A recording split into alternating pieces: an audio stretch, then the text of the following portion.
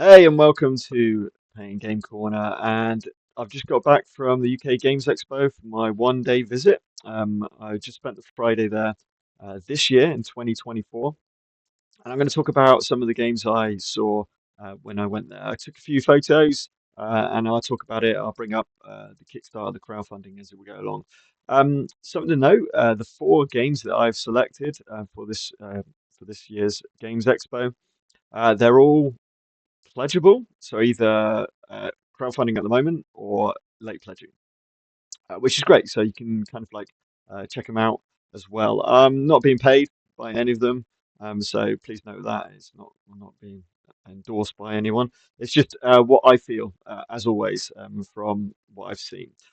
Um,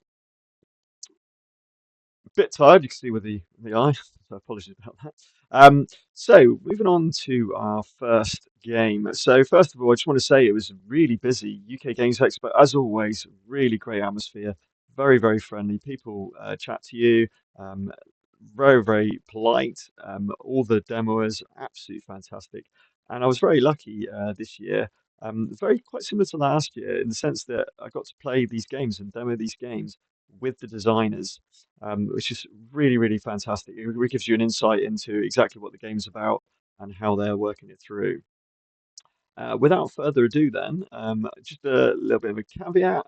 My brother and Hatchling Games was again on exhibition here at the UK Games Expo, showing Inspirals Overalls, Dragon Dowser, and talk about Cryptic Creeks, their latest edition. Um, but I'm going to move on from those and talk about some of the new ones that I saw in this year's UK Games Expo. So we're going to start off with the Thinning Veil. Okay, so this was originally kickstarted a couple of years back and didn't meet its target. Um, and I think that was speaking to the designer, Paul Rose, absolutely fantastic guy, massive into board games and D&D for quite a while, and just decided to design a game and try and make it happen. Um, and this game, I had a little demo of it, and oh wow! If you've watched my top 10 games of 15, my top games, board games that I own, Solomon Kane is number one. Spoilers, by the way, if you have seen that. Um, this reminds me of it. We've got another really rich narrative dungeon crawl. It's got some very cool, unique mechanics involved in it as well, which is really cool. And this is your board. You've got your stats down the bottom, which determine the amount of dice you're going to roll to try and get the successes. Your swords are always successes, 1 in 3 chance of getting that. But you're going to roll your kind of like action allocation at the start, similar to Solomon Kane, admittedly, um, where you roll your 6 dice and then go they determine what actions you can do. But all the actions are very much tied towards a narrative in the scenario. So you've got a scenario book which has got all the flavor text and what's going on as you explore through the different tiles as you go through. Um, Now it's set in kind of Celtic, mostly Irish, but a bit of Gaelic in there as well, mythology. Um, and he's kind of split up.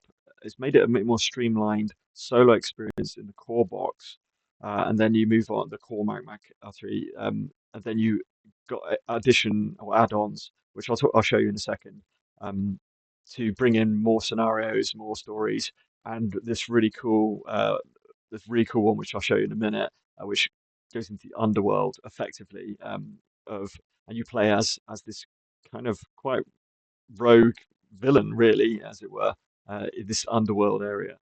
Very, very cool. Um, Now, Paul was fantastic. We actually we started demoing the game, and it was brilliant that he took the time out to kind of like talk about his experiences and how he got into it, and his ideas of why he came up with this particular game. And rather than a kind of traditional Ameritrash dungeon crawl, and we're seeing quite rich dungeon crawls now. You've got a very narrative rich, story driven, great mechanics. So it's not just about hitting and defeating people. It feels more like a video game idea of a dungeon crawl. That's how I would liken it. So you've got all that kind of narrative. So imagine something like Baldur's Gate. That's more in liking of what you've got as this dungeon crawl. Um, really love the setting. It's really dark. The the art's great again, and you're going to see that as quite a common theme with these games. Um, and I've just realised I've got Time Troopers up for some reason.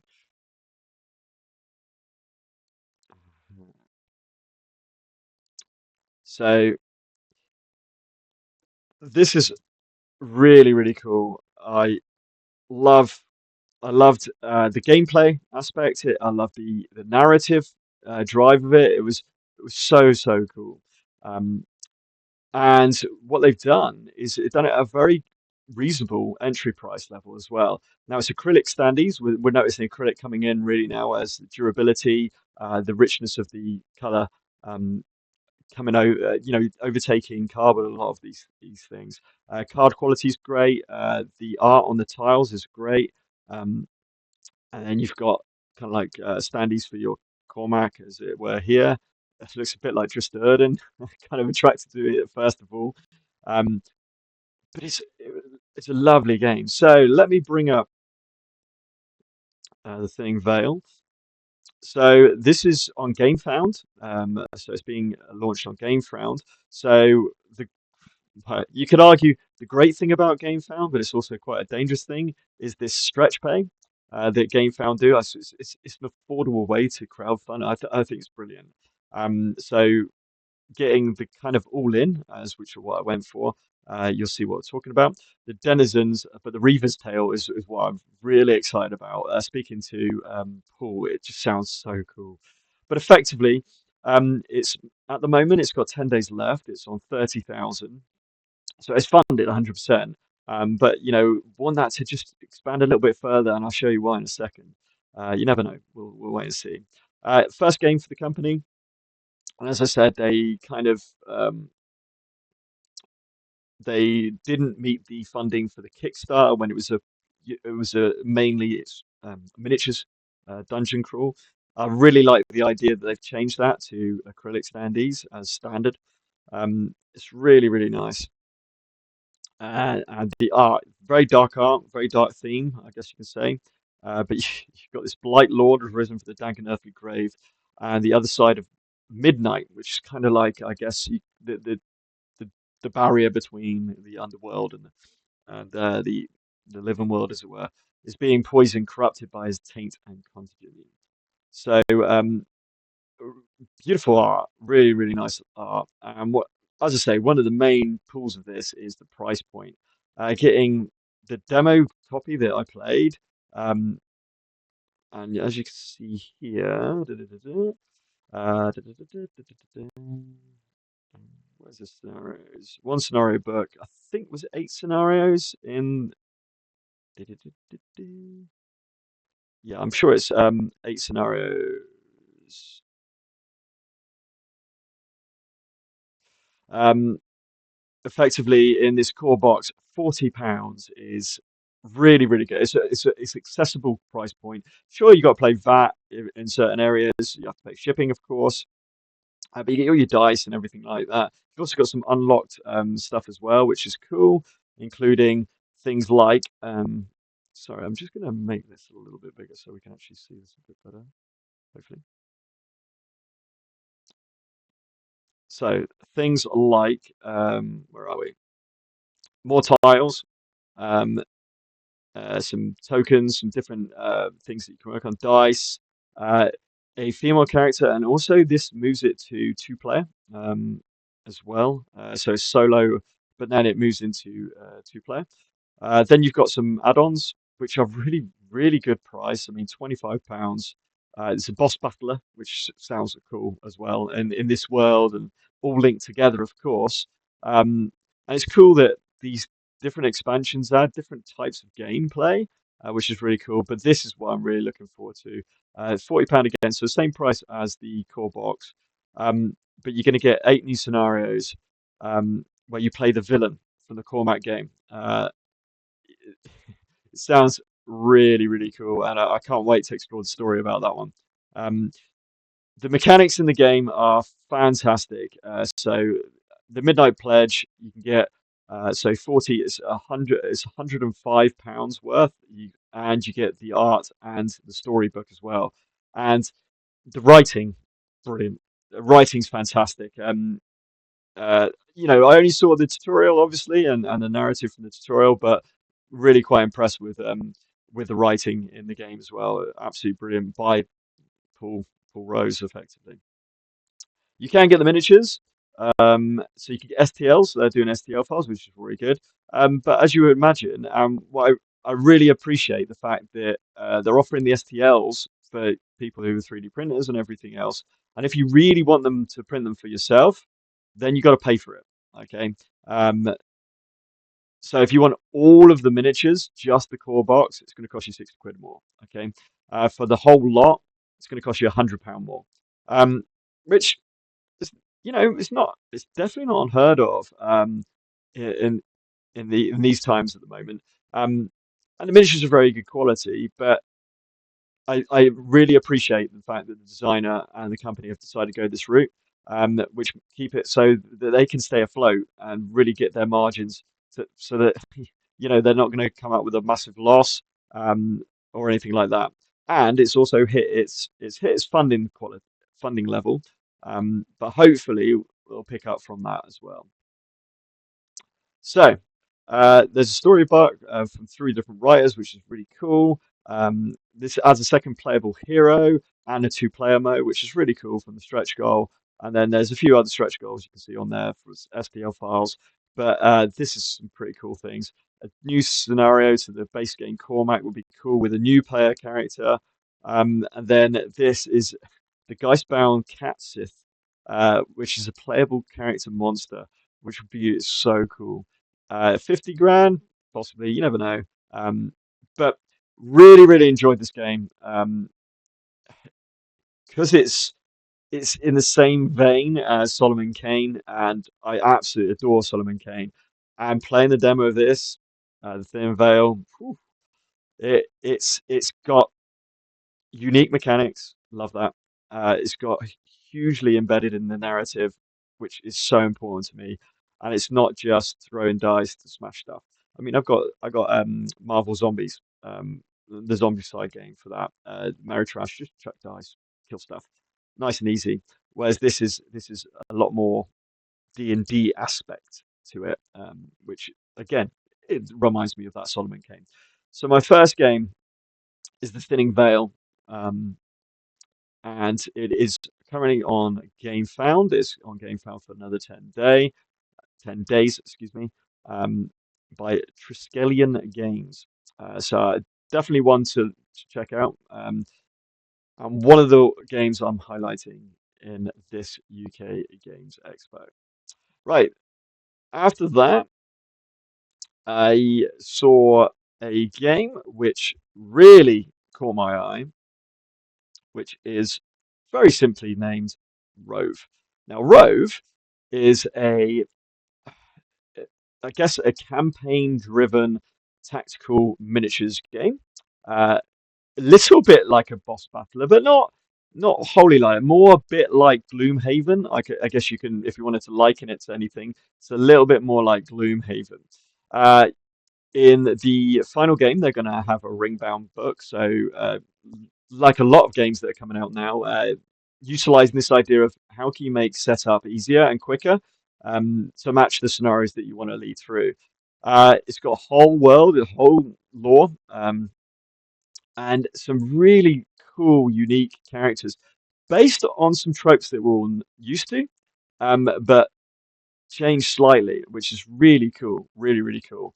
Um, so, for example, they've got a symbiont kind of character, which is like two characters embedded into one. So it does two different things. Very cool. You've got a kind of ranger elf, but then can kind of dive in to melee. And then you've got a mage type character, and it works off like elements. They call it ether, and the whole game runs off these ethers and rolling these ether dice, which can give bonuses to your characters as you move through. Managed to demo this one as well with the lead game designer, which is awesome, Ty. So big shout out to Ty. Really, really nice bloke. And again, a lot of these first timers. Again, a first time game from the publisher. So really, really cool. You're going to see that as a common theme um, with most of these games. These four games, three of the four games are first time games by the publishers. So you can kind of see where I'm going with this. I played as the Ranger Elf, which is this one here. Can't really see the bow. Miniatures, beautiful, by the way. Again, I'll show you the crowdfunding board, page in a second. You got this massive board. Now, just a note to make. We played the demo on this, which is like an oversized board. So all of this is being scaled up. So the miniatures are huge. Oh, absolutely gorgeous. They're beautiful. The tokens are scaled up because the hex sizes are scaled up. These have stayed the same. Obviously, the boards were all the same things. But yeah, it worked on those. And in this game, you're going to be trying to hit objectives. It will tend to be making choices as well. So it's branching narrative. I should have mentioned that about Thinning Veil, by the way, that is also a branching narrative campaign. Um, this is also the same. So you're going to be making those choices, and they're going to affect the later games and the later scenarios as you go through. You've got a choice to do these kind of like side missions as well, which is really cool as you move through. Uh, it works on your turn. You can mix up who goes when, which is really cool. I think Ty said that some scenarios might change that round, but effectively you've got your character. You can do two of these actions, which are kind of like your base actions, which are things like move, attack, or whatever it might be, or bolster. And then you've got these cards, which can be upgradable. And when you use a card, um, you can allow to use one of these in your turn. It flips over, so it does something different, which is really cool. I think it's a really nice mechanic. You've also got reactions, so you can do one reaction in the round, and then once all three of you've gone and you've attacked and so forth, then the adversaries go, which are like the monsters, and all of the adversaries' information is on this lovely. It's another ring-bound book, so it's really really cool. So they've got the maps in a map book, they've got the adversaries in an adversary book, and then they've got the story in a storybook. So you've got these three books, wire-bound books, which just makes life so much easier in terms of upkeep and just so you haven't got cards everywhere and kind of like boards, different boards, and it saves on price for the publisher, of course, in terms of production, but it also saves on setup time, teardown time, and ease of use. Um, as I say, this is a bigger board, as it were, but it moves through. And you've got this kind of like a dice for attack dice, and it'll come up with like different types of elements or whatever it might be to bolster or make it more negative. The miniatures are gorgeous, the lore is great, and the mechanics work really, really well. So this is the kind of core game. So there's going to be a core. I'll show you in a second. There's a core standee version, and then you can get the miniatures as an add-on. Again, a reasonable, especially nowadays. We're seeing board games shoot up in price a little bit. So to see some of these games relatively decent and relatively realistic prices is really nice. So you get all the content that you need to play with the adversaries, the map pack, the story pack, all the characters, the cards, and everything else, and all the standees in one box.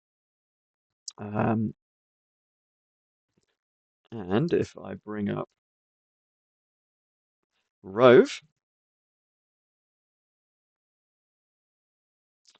so with Rove, you've got it's made 263,000, so it's done well, um, and it funded very quickly. And I'm not surprised why, because of the nature of what it is. So here we go. You've got your adversary book, you've got your map book, and then you've got your quest book. You've got all of your kind of characters, and they can split up into subclasses as well. So you've got five different classes, and then you've got three different kind of like subclasses attached to those. So when they level up, if you like, Paragon, I think he called it, Ty called it, you can basically upgrade those into a different kind of specialism. And that's what those question marks are. So you've got these kind of like type boxes with the different characters, not too dissimilar to Gloomhaven. You've got these double layered player boards, which are really good. You just slide these up and down, so you don't have to use a token to represent it. It's really, really smart. Love that idea. And you've got these element dice. You've got all of the cardboard standees, and you've got 50 unique encounters. So you can kind of see how it's branching story play. It just as makes really quick setup. It really is. It's really nice. You can play one player. If you're playing it solo, you've got to play with two characters. But then it's got, on the maps, it says for the different player counts, and that's how it scales it. Um, it really does have some unique game mechanics, which is lovely. It's got those choices. Yes, you put stickers on and on your map and everything else. Um, it it tells you where to go in the books. So it says go to this page, go to this map. You open up the map, you open up this adversary. So you just go to those pages. You just fold them over to those things because they're all going to be wire bound. And then you get your guys and you're ready to go. You can evolve your classes. So when they paragon, they progress through, and then you start specializing into different areas. Very, very cool. I mean, Alex Radcliffe has done it, so it's got a lot of press. Unlike the other games on my list at the moment. Um, but here we go. So the core box, $99. So really, really respectable price. Um, the If you want the expansion, which gives you even more options to specialize your character in, that's going to cost you an extra, what's that, $60. Um, or you can go for the full all-in at 244. But this is what I want to show you: the miniatures. $40 for the miniatures. That's 26 unique figures for $40 is pretty good. That's pretty good, and the miniatures are gorgeous. Let me tell you, the miniatures are really, really nice. Um, so yeah, that's cool. I think I've gone for that, the core box and the miniatures. As you know me, I'm into my miniatures very much so. Um, but this played really, really nicely. It's fully co-op, which again I just really love co-op games. It means you can play with any player count. I think that's so massive. When you have as many games as I've got and you want to play them all the time, um, being able to just chip and change your player count is really, really key. And being able to play solo, of course, is a big part of it as well. This adversary is really cool. You've got a kind of dice which determines how far you move on. So you never know exactly what your enemies are going to be doing until you've rolled the dice. You get an idea of what it could be, but you don't know exactly what they're going to do. They get bonuses and negative effects to their attacks based on their elemental ideas, and they've got loads of different unique powers and abilities in the way they play as well, which is really cool. Um, I'd say you've got your classes, punch out board standy tokens, very similar to many games like this. The player boards are really nice, as I said before. You've got your kind of special abilities, you've got your affinities, I guess, your ether abilities, whether you're better at some and weaker at others. You've got, I forget what these are called now, but they're basically like a boon and a detriment. Little areas, little status effects that you put on a hex that you cast it on. Really cool. As I say, you've got your dice, your ether dice, and your attack dice. So a really good amount of content for that. So true scale, this is it, true scale. So this is like a amalgamation of two different creatures on one. Very, very cool. It's kind of like your paladin, I guess. That kind of idea. Um, Very cool. There's the range of this one I played, the Shadow Piercer. As you can see, kind of like a fawny elfin type character. Very, very cool ranged attacks, as you can probably imagine. Then you've got your mage type character who's all about the ether. So imagine the game's all about this ether coming out of the ground and so forth, and being around the world itself. So this binds the elements to the will. Very much a mage. And then the ones that I didn't see, this one sounds awesome. The Sophist is a trap specialist, not too dissimilar to Rocket from Marvel, is by the sounds of it. So laying down these traps to do all the shenanigans sounds awesome. And then you've got the June Dancer, which comes with a pet. Very, very cool. Um, so I had a chance to have a little look at this June Dancer. It's very, very cool. Really, really like this. I thought it was a fantastic game. It's still on Kickstarter. I should have probably mentioned that. It's still got 6 days to go, by the way, which is very cool. So that's definitely worth, especially with the reduction in cost. I mean, of course, you go to the pledge manager and back a kit, but it's always good to support these first-time companies as well. If they manage to get 350, a new challenge encounter in the core box, a new summon item in the core box, a new ally encounter in the core box, depending if they can get a bit further on from that. I mean, tall order being the first game, but they've done well. Really, really pleased for them. They've got Tabletop Simulator, so you can give it a go yourself with a prototype, which is really nice. Loads of videos out there. This one's much more kind of like, I guess, because it's Kickstarter in a way, um, marketed as it were. But Ty, absolute legend, really, really nice bloke, who took us through the game, talked me through all the whole design element of it as well, as it went through. So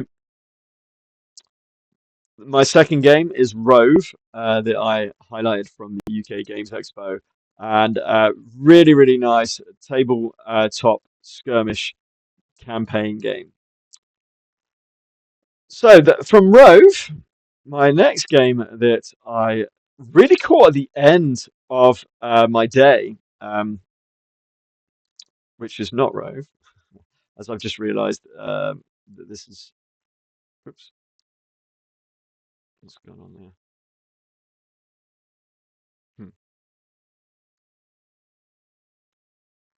there? Was Chroma Arcana. Now, Chroma Arcana, literally little booth in the corner, and I saw it. I went, that art is very unique, very, very cool. And then I saw it, and it was a card game, and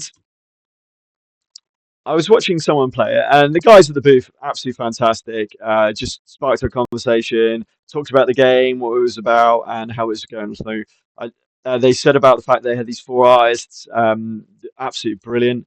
Um, and looked at it as okay, got another card arena battle game. Fair enough. But this had a really some really cool, unique elements to it. So again, I had a chance right at the end of the day to do a demo. So I was very, very pleased to be able to do that. Um, and you have minions which you can put out, so kind of like creatures. Again, these are all spells. So you're a mage. You're all mages trying to cast spells. So this is your mage, and then you have this. I've forgotten what they called it now.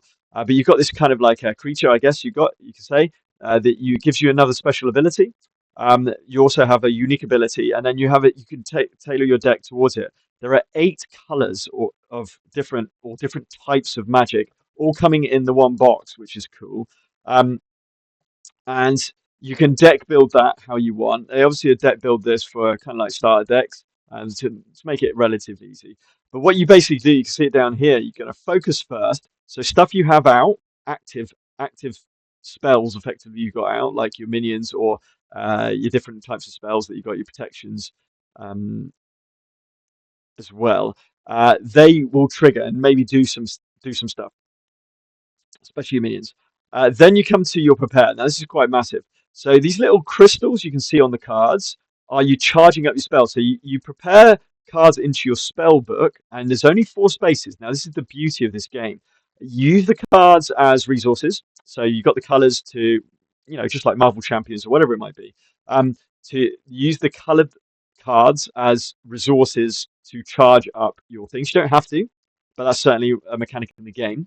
Um, and but they slowly charge up anyway. So any spells in your spell book at the start of the prepare action get 1 charge on them.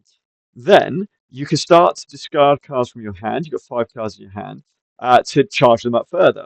And you're trying to meet a threshold. So the casting cost is up here. So this the awesome minion here, by the way, this Chimera, I think it was a 4 cost to cast, right? So as soon as that gets 4 charges on it for those crystals, then it's going to be done in the cast phase. So any of these spells that you've prepared and you've charged fully get cast out into the active area, and then they start to trigger, and they can do damage.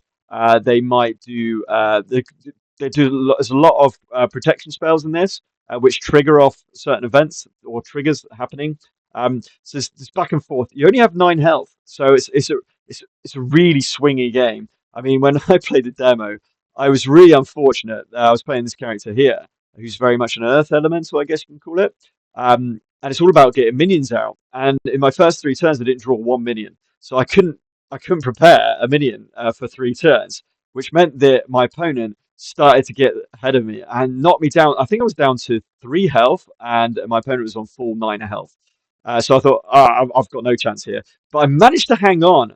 So then I started drawing minions. I started getting them out, and you can use your minions as kind of like blockers to negate any damage. Now they do disappear off the board, so you got to think: do I want to use my charges for their ability, or do I want to use them literally just spam them to get rid of some damage?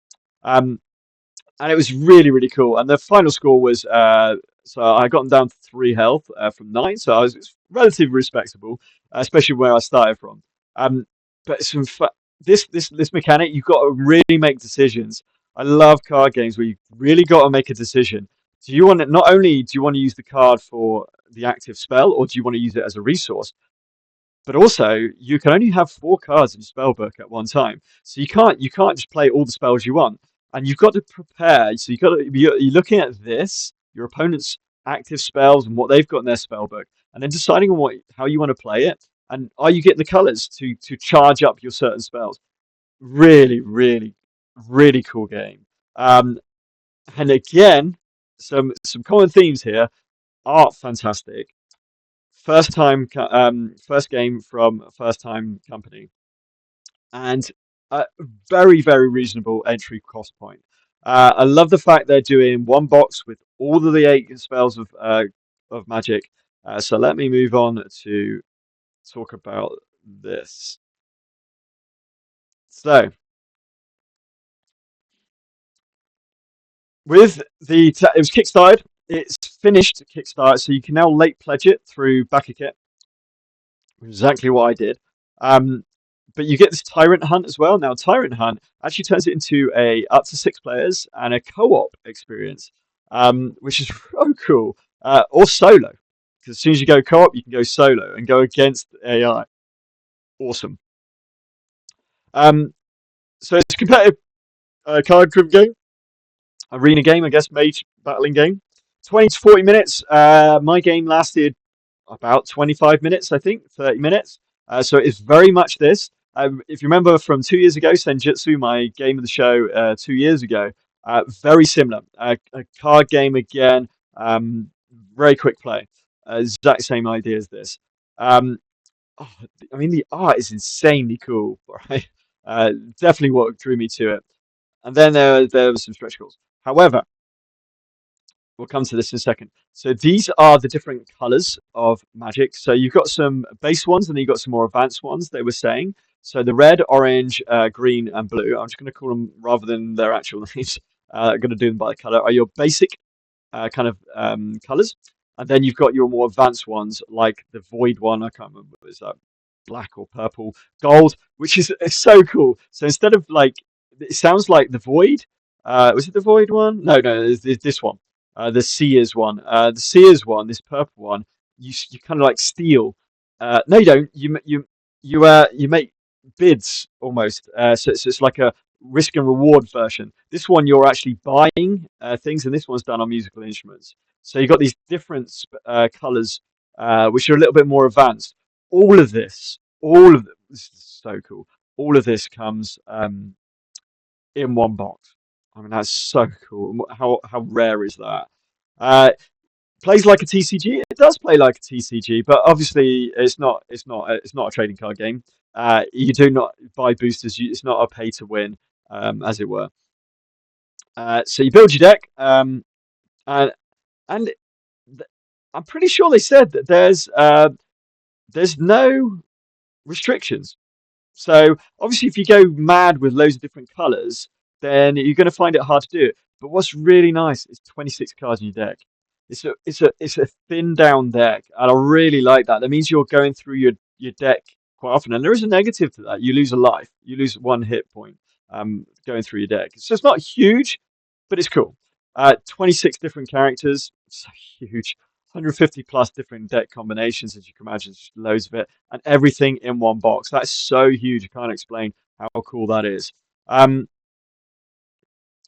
I mean, the art, honestly, you got to see it in person. The art is just nutsly cool. Look at this for value, £29 for all of that.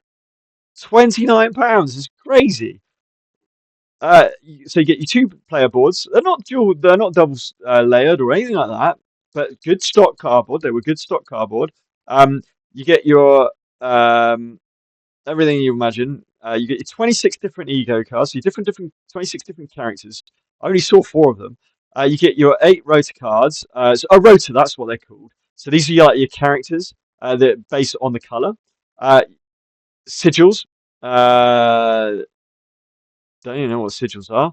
Um, and then you got arcana cards, potion cards, a chromatic, which are kind of not linked to a specific color. So they could be used to charge any color, and any color can be used to charge them. They're really cool spells. But look at the art. Oh my god, the art is so cool. And then 80 spell cards. You get your tokens that you need. So cool. Um, then for for 10 quid, for £10, you get this expansion. £10. So cool. So you get six different player cards. So it changes up slightly. You only get three actions on your spell board. Against this tyrant, six alter egos, which are your characters. I don't really know how it plays through, but you've got your five tyrant specific behavior cards. You've got five different tyrants to play against. You've got tyrant spells, specific spells. Again, just beautiful art. Um, this was a. I'm so glad I managed to find this right at the end of the day. Because I wouldn't know about this. And I've. Oh, by the way, just to point out, all three of the games that are on crowdfunding at the moment, I've backed straight away. There was no doubt about it. Look at this. I mean, it's just so unique, so cool. Um, Love it, love it. And then you got I didn't know this was the case. So you get two neoprene mats for 10 quid each, £20. That's cool. Um, but really nice game mechanic. It's really a back and forth idea, but it's really just figuring out and only just just playing it first time through. You kind of pick it up by the kind of like sixth round, I would say we got to, where I was like, right, okay, I'm kind of understanding. So I made some mistakes, but really simple to play. Uh, classic trope, really simple to play and pick up, very hard to master, especially with all the combos and the deck building aspect of it. I mean, obviously that's the complexity of it. Really cool with this game. I thought it was a fantastic game, and that is Chroma Arcana. Um, highly recommend that one to go and check out. And you can late pledge it right at this moment to get through. They're hoping to deliver it. I'm pretty sure they said, potentially, possibly at the end of the year, if not into early next year. So that'll be really cool when that comes about. Chroma Arcana, really again, highly recommend this. Which brings me to a one that's a bit off yet, but I I saw the I'll show you it now. I saw that the this kind of like banner. I was like, okay, and then I saw the artwork. Notice how the theme coming again. So this one's called Time Troopers, and what drew me to this is I saw this and I saw some samurais, I saw some Vikings, and I was like, okay, what's this about? I saw some cards. It looked like it was kind of closed off a little bit, and it was to a point. It had been booked up for ages, and I was like, oh, right. So I didn't actually play this game. I got to literally watch it. I watched pretty much a full playthrough, which was really nice. And in this game, you play as these kind of like time travelers, right? That are trying to hit specific scenarios and objectives against different time periods in through ancient history. So the one that they were playing was the pharaohs, so it's ancient Egypt, and you got these different locations and different things that come out of here. And then in the local area, you get these characters that come out. and then they go up against your agents. I don't know if they're called agents, but I'm going to call them agents. Um, and they got different stats and can do different things.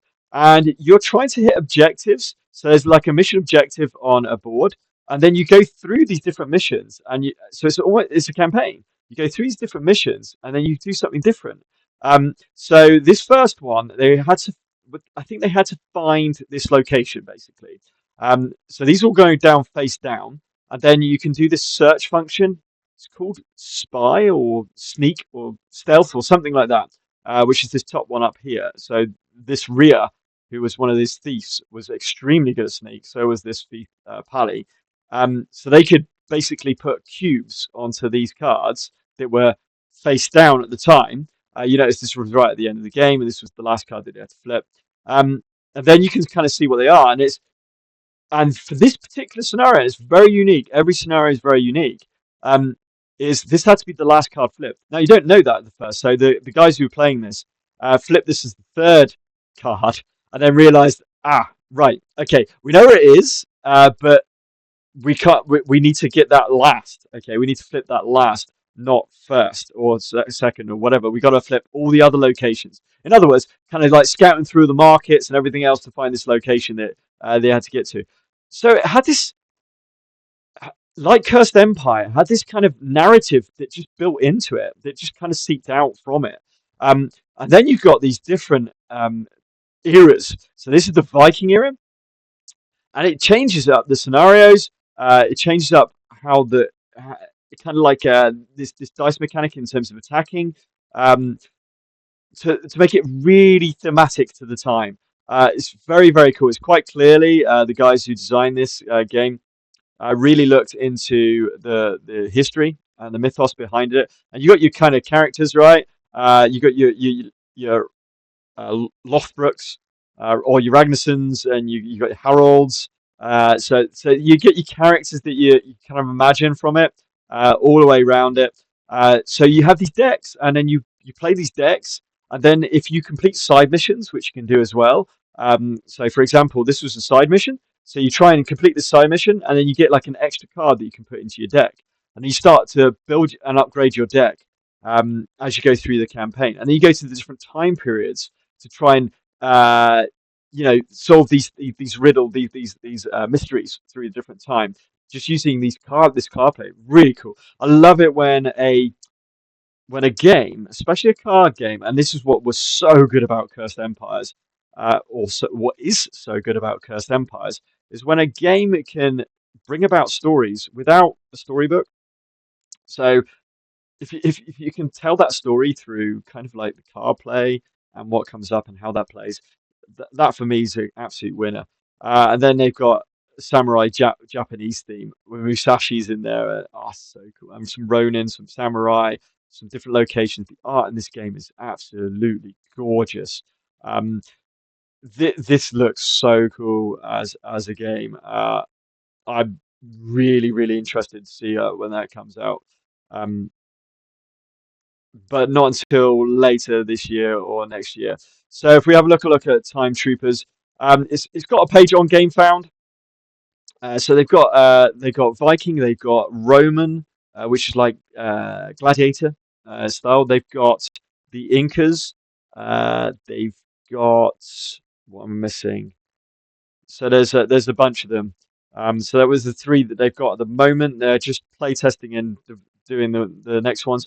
And not only that, what's really quite cool as well is there's an opposing faction like Time Lords faction. They're kind of always going against you and trying to hinder you and trying to go against you. So not only are you trying to meet your objectives in the time periods that you set at, but you're also trying to um, go against this rival faction or whatever it might be.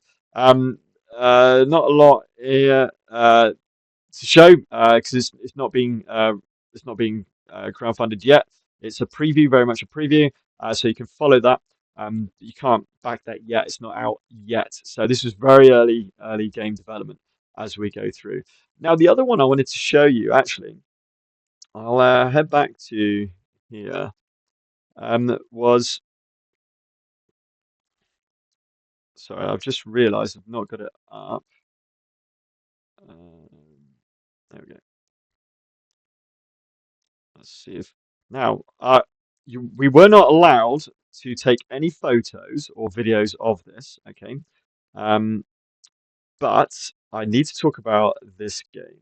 So let me just quickly bring this up, which is Modifius, which I've quite heavily involved in, heavily involved in, uh, invested in, with the Elder Scrolls, the adventure game, which was kickstarted or game founded, and then I've got a fair amount of Elder Scrolls Call to Arms, which is a kind of maybe tabletop miniature game, but it's solo.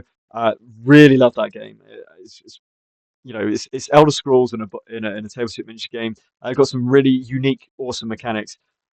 And then I saw this Mass Effect, the board game. It was set up. It's as I said, it said you weren't allowed to take photos, so I wasn't allowed to take any photos or whatever it might be. But I saw there a map.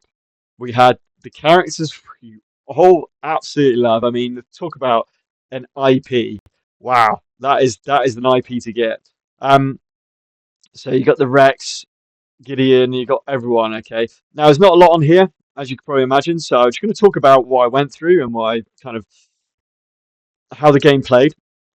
One thing I wanted to note here: Eric Lang is one of the main designers of this game. So we all know Eric Lang from, of course, Blood Rage and the trilogy, and many others.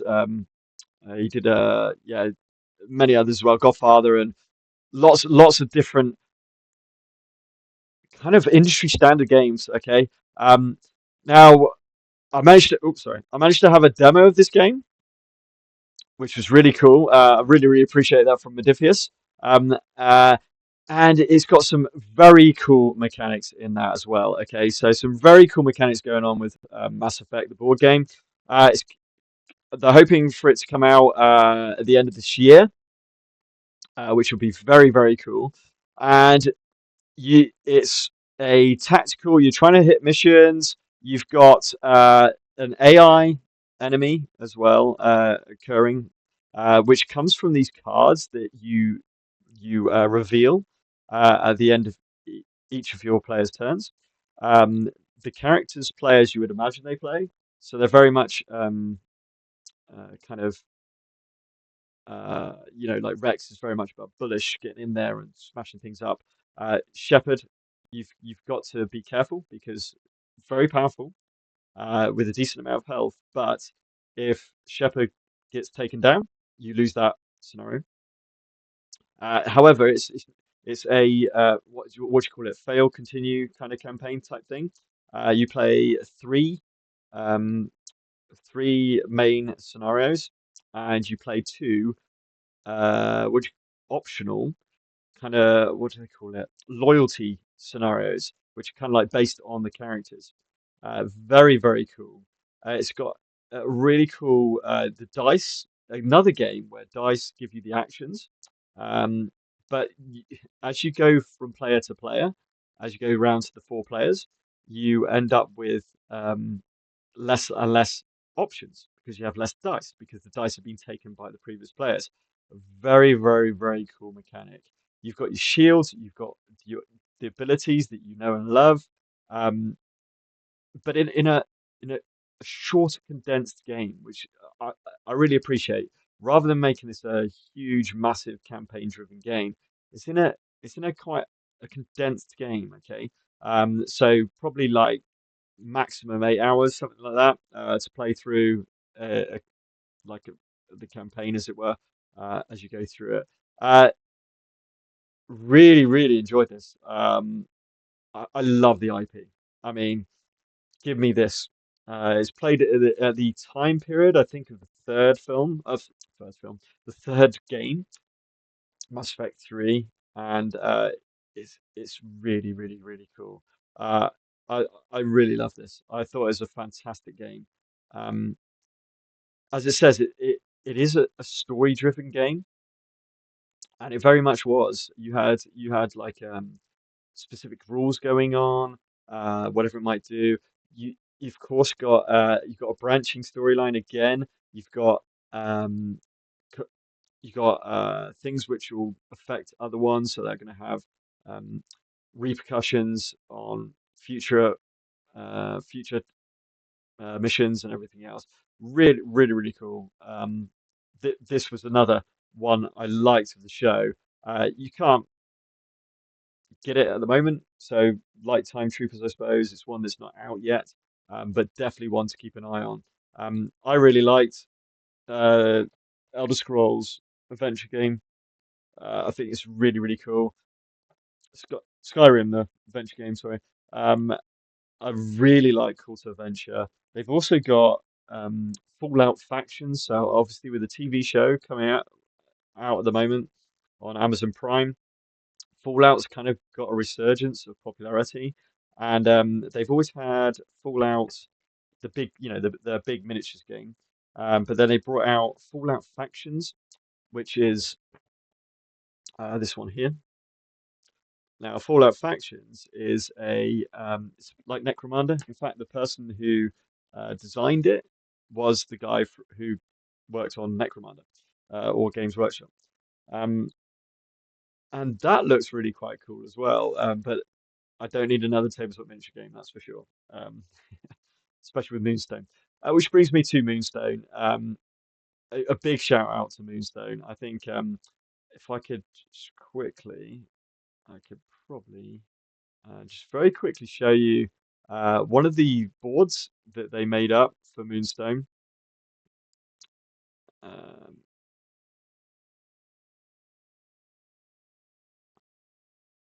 I can show you these very quickly. Shouldn't take long.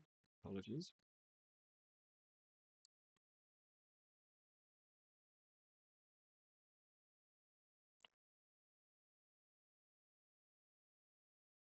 There we go. So let me bring this up again. So I'm going to get rid of that. Let's bring up. Hmm.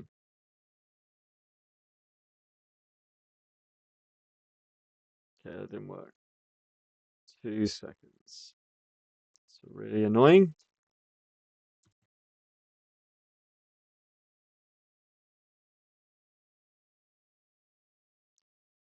So I'm just going to bring up the image. Okay, it's interesting. That's got a bit big. OBS on the fly here. Do bear with me. Okay, check this out. So Moonstone is a whimsical tabletop miniature game, skirmish game. It's really, really quick, and it's got some really nice, unique mechanics in it. You've got these moonstones which are dropped on the table, and then they've got different values, like a D4, which is how hard they are to get out of the game. How you win the game is you control the most moonstones at the end of round 4, or if you take out your opponent's team. And all the characters, it's got some genius. I'm going to call it genius ideas for a table for an. I'm going to be careful not to call it an entry level tabletop miniature game, but it really is. It really is that, but it's got so much depth as well. So each character, there's no points. So you literally just say how many characters you're going to play, and then you have that many characters. You just choose whatever character. So they've balanced it. So every character, there are synergies. Don't get me wrong. There are 100% synergies with different characters, which can strengthen up your team, obviously. But in essence, you can just play whoever you want from a particular faction, as it were. But it's like Jim Henson, the tabletop miniature game, and it's got some gorgeous art, gorgeous miniatures.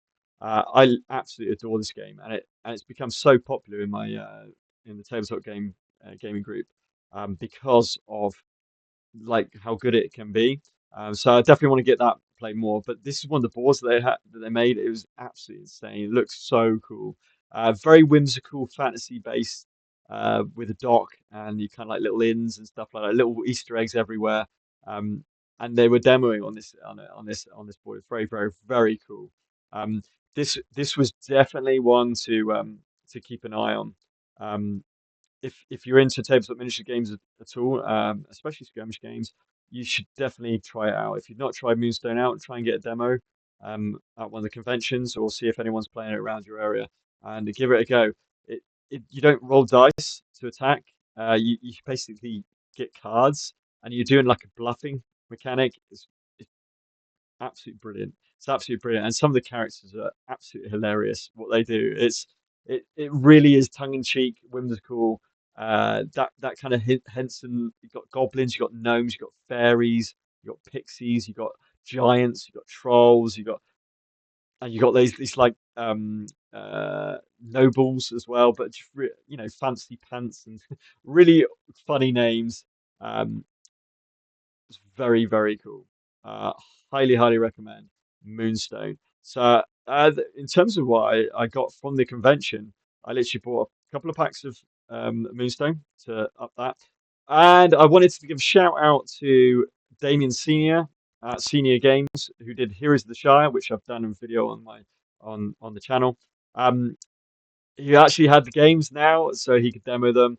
I'm sure he's having a fantastic weekend. It's such a cool game. I love that game. It's so good. Managed to get a playmat, which is very cool, with the Huntress in terms of the art. Awesome. Um, it's there.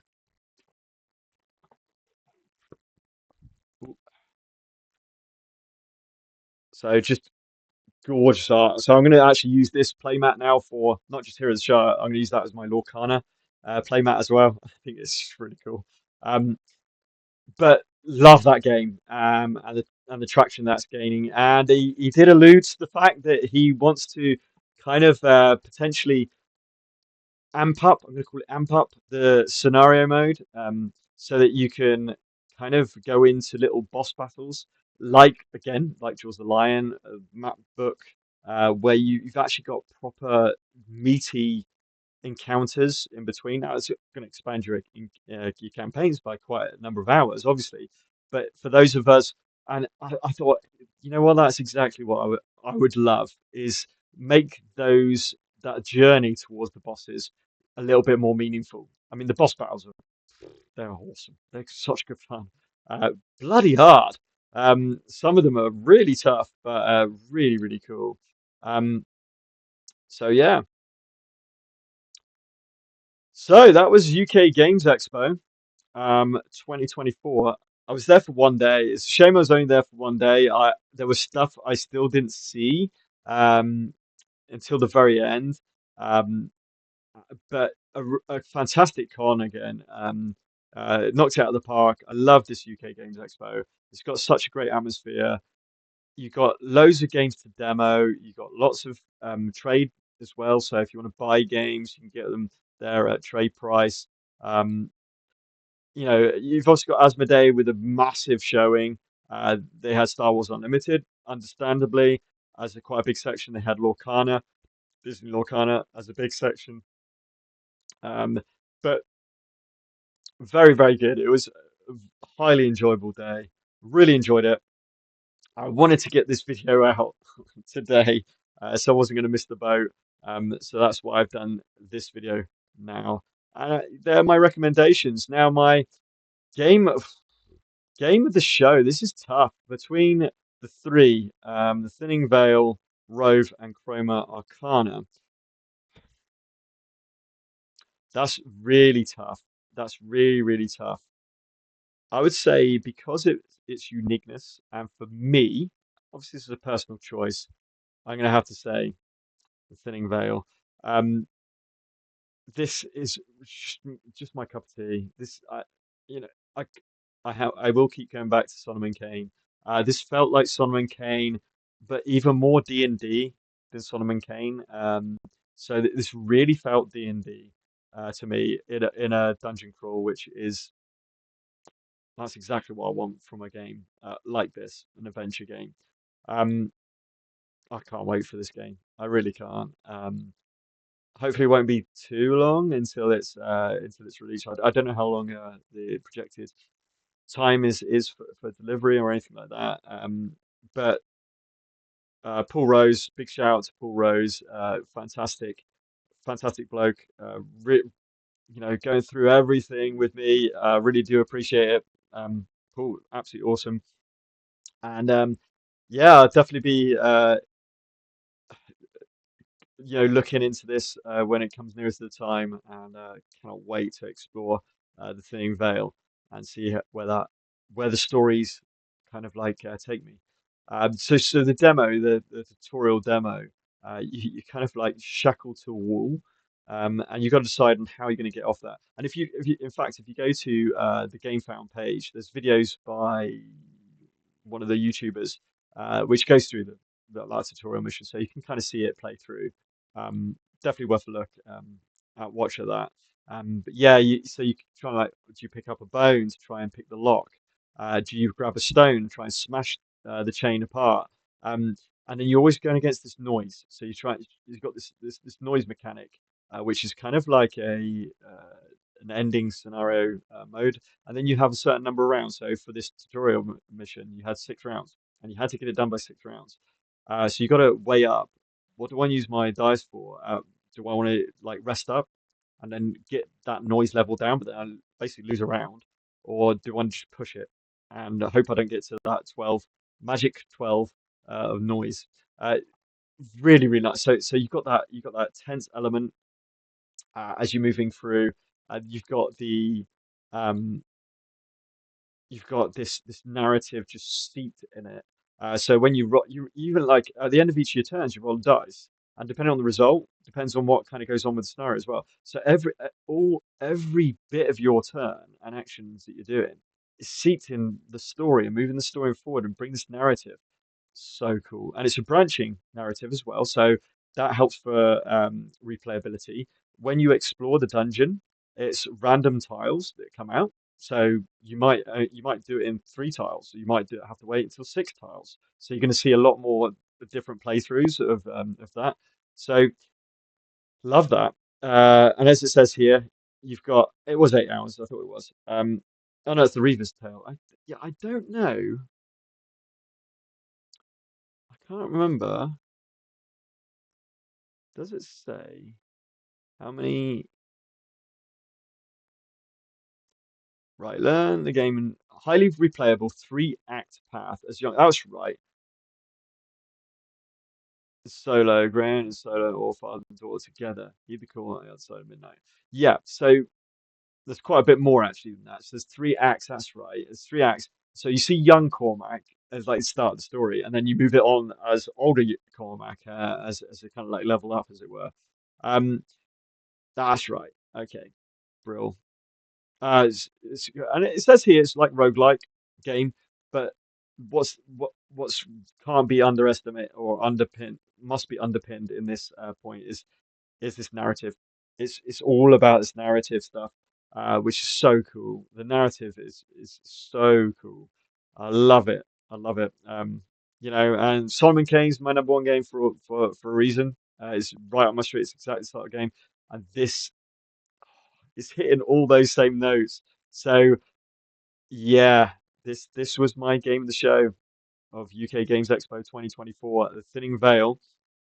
It's currently on GameFound at the moment, and if you are a fan of kind of narrative dungeon crawls, um, if you like Solomon Kane, then this seems like a no-brainer to be honest.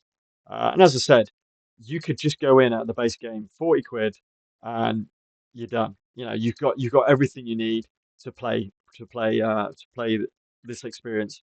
Then you can, like I did, get it all and play all of the different ideas. Um, yeah, definitely what I'm very much looking forward to. Rove, Chroma, Arcana, definitely up there. Really, really good showing on the UK Games Expo.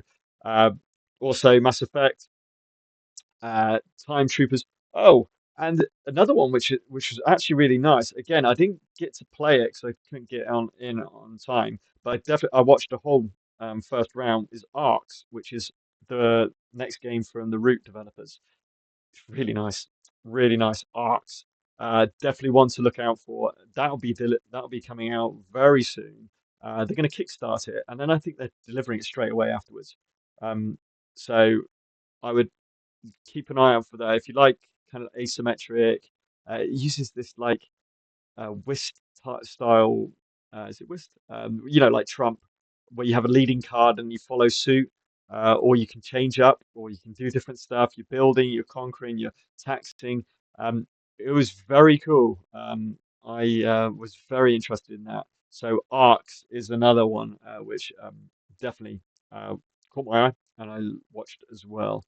Um, Rove, I really enjoyed Rove, but it is another kind of campaigny one. Not Probably not as quite as long uh, as some of these massive campaign games, but still pretty meaty. Um, so it's still going to take you a decent amount of hours to go through it. So that's another more meaty game.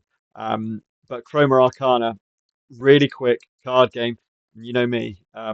That's another one of my favorites as well. Is if you can get a really great experience at cards in a relatively short time, that's always a win as well. So yeah, several different ones there. Games to look out for. Certainly what and that's just what I saw at what I saw at the UK Games Expo this year. That's not saying that everything that's coming out, that's my top game of everything that's coming out. It's definitely up there, 100% up there. But obviously, we're in the golden age of board games. So there's so much that's coming out at the moment and being crowdfunded. So you just got to look at GameFound and I've lost the plot and of course the next one, Grim Coven. He's got. I mean, this looks so good. I mean, Awaken Realms. I really love Awaken Realms. So this. Oh yes, it's launching in less than a week.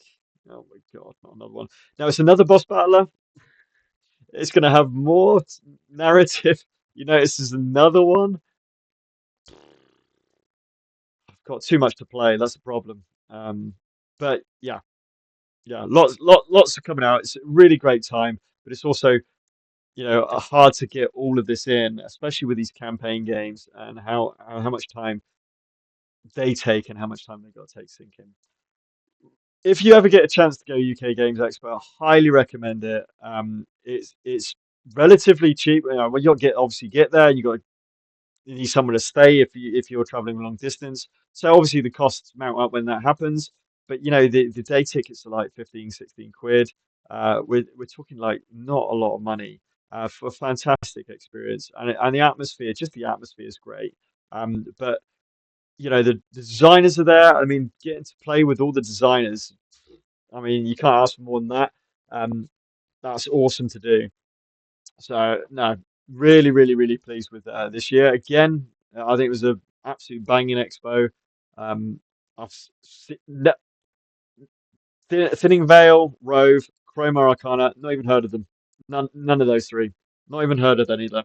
Um, so that's the beauty of these expos is that you can kind of see these hidden gems, as it were.